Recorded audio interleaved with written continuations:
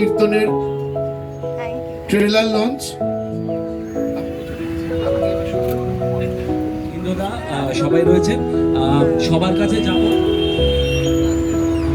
খিদেলা জমাইলো পাখিদের মতো ছাড়ে কীর্তন ছাড়া আজকের দিনটা ভালোই লাগছে। নতুন মানুষের সঙ্গে দেখা হচ্ছে, পুরনো মানুষের সঙ্গে দেখা হচ্ছে, একটু আনন্দ পাচ্ছি।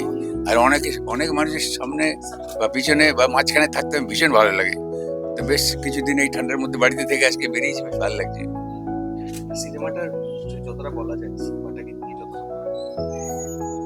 সিনেমাটা নিয়ে কি বলবো বলতে গেলে এটা কি মানে কি এটা হচ্ছে কি যারা করেন আর কি এগুলো। আমি তো একটু ব্যাকা ছড়া মানুষ, আমার ওইগুলো বলতে বিয়ে লাগে না। আসুন দেখুন, আপনার সামনে থাকুন, পেছনে থাকুন, সঙ্গে থাকুন, পাশে থাকুন, এসব আছে না। আমি ওইগুলো ভালো লাগে না আমার।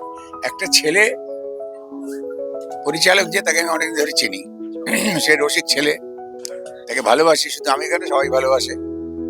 সে সেইভাবে বলতে গেলে আমাদের ইমোশনে সে দুষ্টু, দুষ্টু ছেলে। এবার সে একটা ছবি করেছে, আমাকে নিয়েছিল মানে তার সঙ্গে আলাপটা আমার অনেক আগে। আমার স্বভাব চরিত্র সম্পর্কে সে জানে, বৈশিষ্ট্য সম্পর্কে সে ওয়াকিবহাল। সেই জন্য এবার এই তারপরে ওটা একটু ভালো নাম করেছে আগের ছবিটা কীর্তন। সেটা সিনেমাতে দেখাবার পর যখন ওই কিসে গেল, ওটিটি না কি বলে, তাতে গিয়ে তো মানে একবারে ডবল পোর্শন পেয়েছে, মানুষ ভীষণভাবে নিয়েছে। তখন জায়গাটা দিল যে হ্যাঁ, আর একটা করা যেতে পারে, আবার কীর্তন করা যেতে পারে। তো সেখানে সে একই কাস্টিং, একটু এবার সেবাস করা আছে, করে ঘটনাটাকে একটু অন্যভাবে সাজিয়ে গুছিয়ে নিয়ে। আর ও তো মানে ওর ক্রিয়েটিভিটি খুব ভালো, যেহেতু মজার ছেলে, ওই নয় গম্ভীর হয়ে একটা পাতলা দিয়ে দিলাম, ওরম নয়। খুব ইন্টেলিজেন্ট ছেলে, আর ইন্টেলিজেন্ট না হলে মজাটা আসে কম। সেইভাবে এটাকে সাজিয়েছে, একটু অন্যভাবে সাজিয়েছে। এখন সে তো ভাবছে যে আমি মানুষের মন জয় করব। এখন সত্যি সে মানুষের মন জয় করবে বলে আমাদের আশা।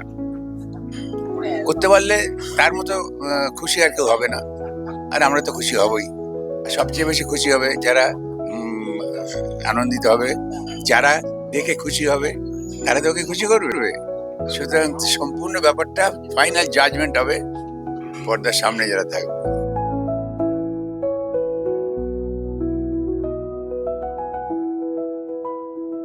প্রথমেই আগে সকল দর্শককে জানাই নতুন বছরের শুভেচ্ছা।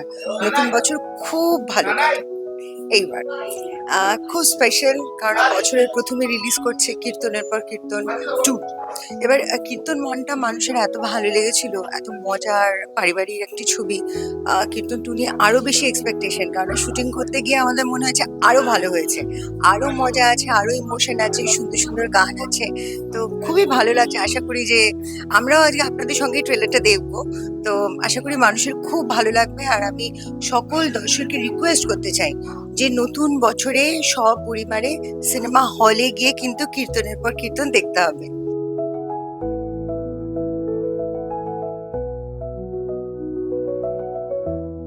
চেনা মানুষ যখন, তখন হাসিও নিশ্চয়ই চেনা, স্বাভাবিক।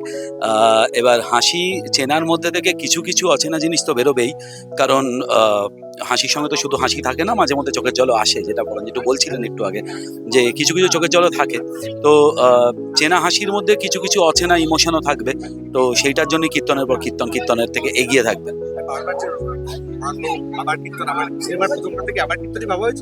না না, ওটা কীর্তনের বেসিক্যালি কীর্তন 2 ভেবে শুরু করা হয়েছিল। তারপর আস্তে আস্তে জিনিসটা পরাণ জেঠুর মাথায় আবার কীর্তনটা থেকে গেছে, কারণ কীর্তন পর যখন আবার করতে যাচ্ছি তখন আবার করে কীর্তন, মানে এই টাইপের একটা বিষয় আসে।